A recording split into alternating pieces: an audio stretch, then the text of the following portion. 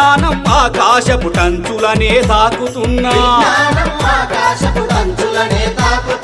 అంధకార పాతాళానికెందుకు దిగజారుడన్నా ఆధునికత అంటే మూగ జీవుల బలి చేయడమా ఆధునికత అంటే మూగ జీవుల బలి చేయడమా ఆటవికపు అలవాట్లను కొనసాగిస్తుండడమా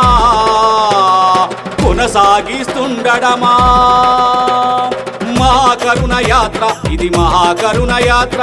జీవులపై చైతన్యం కలిగించే యాత్ర